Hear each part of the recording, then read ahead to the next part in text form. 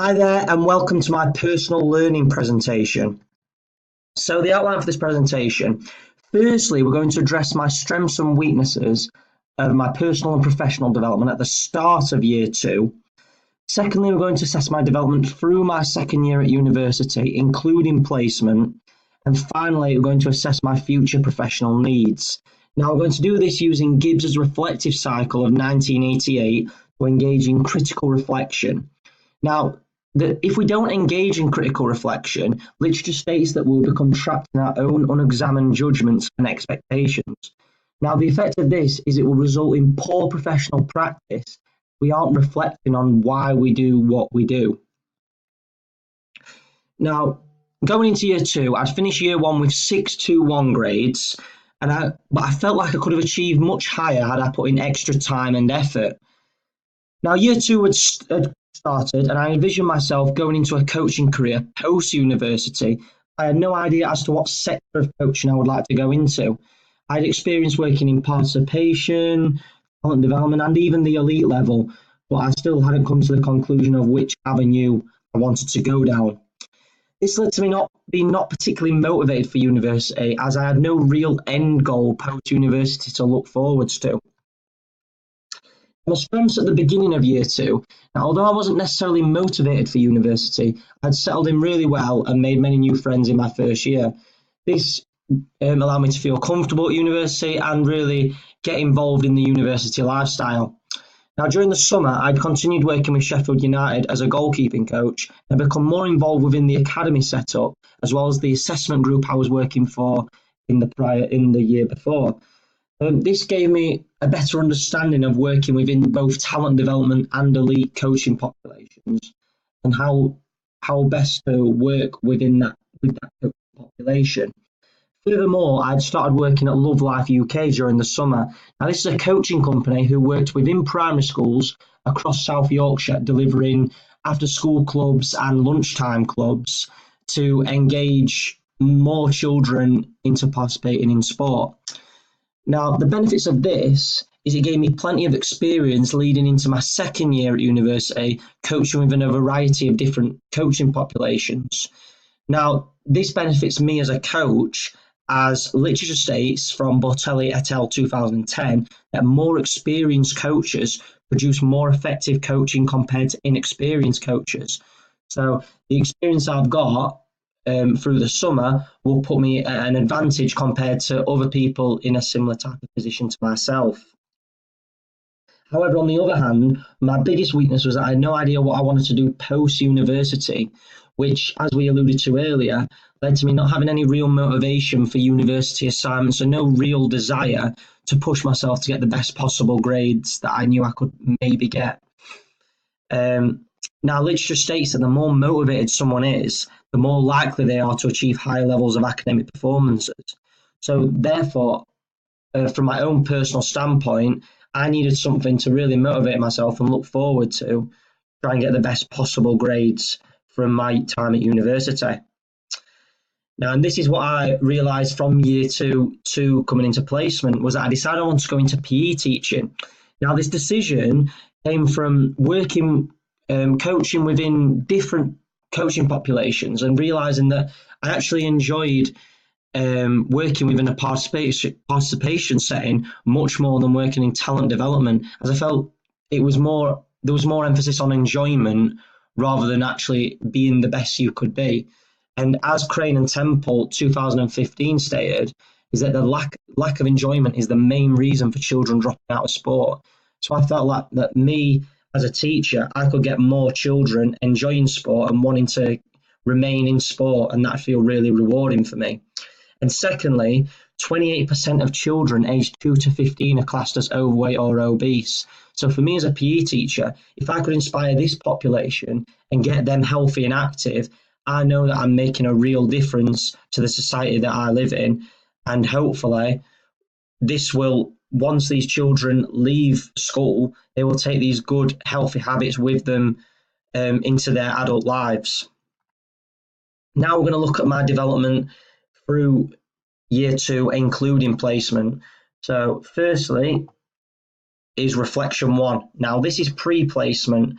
before my placement at Bowlby Car.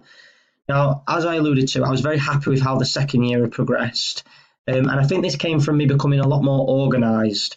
Last year, I was really rushing to get my assignments completed at the last minute, whereas this year I've planned and got most of my work completed with weeks left in advance. The effect of this is that improving my organisation skills has allowed me to feel far less stressed as I have things far more under control and I'm in no rush to get assignments done, which means that I'm producing better work and putting more time and thought into my assignments. Now, this is showing in the grades that I've got so far as they've significantly improved from 6.21 grades in first year to 3 first and 1.21 so far in this academic year. Now, from this, I've learned the advantages of being organised and the benefits this can have for my own personal professional development. And it's supported by literature too, not only in coaching, but in teaching, the profession I want to go down. As Spencer 2003 found that planning is recognised by students as evidence of good teaching practice. And in coaching too, Jones, Hausner and Kornspan 1997 found that more experienced and competent coaches are more diligent planners than less experienced coaches. From what I've learned, in the future, I'm going to be more organised and utilise planning through my third year and hopefully went onto my PGCE too. So doing this, I've planned that I'm going to start working at Archers, which is a school sport partnership, working in after school sports clubs and cover for PE lessons. And whilst also doing this, I'm going to be volunteering at Newfield Secondary School 1 day a week, this will give me experience in both primary and secondary schools, which will give me the best chance of achieving my goals. So my second reflection, this was done 1 week into my placement at Bowlby Car. Now, Bowlby Car is a sports academy working with 16 to 18-year-olds, and I was working within the football academy. So these were talented footballers who were aspiring to play either semi-professional or professional football. Therefore, the coaches create a very structured environment which demands hard work, dedication and commitment from the individual and the teams to be the best footballers they can be. And from what I've observed so far from the coaching practice at Bowlby Car is that coaching practice seems to fall in line with literature such as Pusham, Ford and Williams 2012 regarding coaching practice in football. This is because the coaches utilise mainly autocratic behaviour along with unopposed drills to improve technique. Now, my role so far has been very minimal, very little coaching, more observing. However, I am optimistic that I'll be getting more involved as the coaches have asked me to plan the first part of the session on Monday. So hopefully I'll get assigned more coaching sessions as I get more experience with the group. Now, I feel like the coaches could incorporate more games into their practices, as although drills does improve the techniques of the athlete, literature such as Harvey and Light 2015 states that condition games not only improve technique, but allow the athlete to contextualise their decisions so that they use the correct skills within the correct context. Now, this is supported as well by the reaction of the players, like talking to the other players, as they stated to me, I overheard them, saying they prefer more game-based practices incorporated within their training, make the sessions more enjoyable as the drills can sometimes become quite repetitive. Now, this is supported by Aslan 2013, who found that participants enjoyed playing small-sided games much more than standard drills. Therefore, in the future, when I become more involved within these coaching sessions, I will emphasise the principles of condition games and teaching games for understanding, as I feel this will benefit the athletes the most. This is because I feel they've grown accustomed to unopposed drills and they need to be challenged in different ways in order to improve the athlete. From my first week of placement then, I feel like I've settled in very well into this environment. The coaches and the players are great. It's a great positive environment, and hopefully in the next couple of weeks, my role at the academy should grow. Now, on to reflection 3. This was done 3 weeks into placement, and as you can see, I was enjoying it a lot more, and I was getting a lot more involved in the coaching aspect of it. Now, I'd also become a lot more of a player coach due to an injury to one of the goalkeepers and my specialism as a goalkeeper. And I actually felt this helped rather than hindered my coaching practice, as that when people saw that I was a competent goalkeeper myself, respected me more as a coach and listened to more of my coaching instructions. Now, this is supported by Phelps et al. 2011, who found that more competent coaches had more playing experience than less competent coaches, which means that players are more likely to listen and take on board their instructions. Now, my reaction from this is that my confidence with the group increased drastically. I felt more confident, more assured in my coaching practice, and I felt like it was being received much better than the first week. From this experience, I believe that with a context group such as this, that respect and authority must be established right away, and you've really got to make yourself known to this group, as it can become extremely difficult if respect, authority, and rapport isn't built straight away. Now, my role as a player coach made this easier, as it allowed me to get more involved and engaged within the sessions. Now, if in the future, I would make sure if I was working with a similar sort of group, I would make sure to assert my authority right from the start, as it made working with this group slightly difficult in the first week.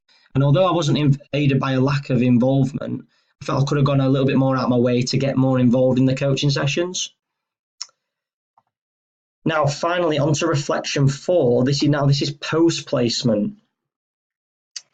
Now, post-placement, I feel Bowlby Car has been a very beneficial and enjoyable experience, and it's really helped bring on my coaching practice. However, I know now from this experience that I don't wish to work within colleges once I complete my university degree. It's because I feel like I'm more suited to secondary schools or even primary schools rather than colleges, as I find this is just more rewarding and enjoyable and just generally more satisfying to teach or coach. Although I would say this placement has massively increased my confidence, and I feel really confident that I'll be able to deliver again.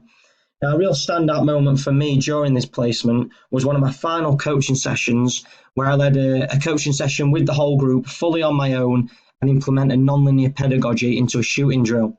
And this was received really well by the players, as it allowed them to create a shot on goal in multiple different ways, and which I felt improved the players' ability to contextualise their skill in different scenarios. And from the reaction of the players to me as a coach, I believe that if you gain respect of a difficult group like this straight away, they'll respect you and engage within your sessions right away. However, if you do allow them, they will disengage easily, which will make your role as the coach much more difficult, and you won't be able to get as much out of the session as you'd hope. Therefore, from literature, it's recommended that we as coaches engage the athlete in the decision-making process within the session itself and promote self-responsibility for their own development. So instead of thinking about disrupting the session, they're thinking solely at how they can improve themselves and taking it upon themselves to do that. And now we're going to move on to the assessment of my future needs. At university, I know exactly what I want to do post-university, and I've set out an action plan to do this. Now, firstly, I've already started working at Archers, a school sports partnership that works within primary schools in Sheffield, delivering after-school clubs and PE lessons. Now, this will give me experience within primary schools, so that I feel like secondary schools is the better option for me. However, by having this on my CV, it will give me the opportunity that if I do decide I want to go down the primary school route, it gives me the opportunity to do so. And secondly, I have started volunteering at Newfield Secondary School 1 day a week within their PE department. This will give me vital experience within secondary schools that will put me in great stead to get on the PGCE after my sport coaching degree. Now, this experience, along with a first overall in my degree, as I've just said, should give me the best possible chance of getting onto a PGCE course in PE, which when completed will give me the qualifications necessary to get a job as a PE teacher, which is what I want to do post-university.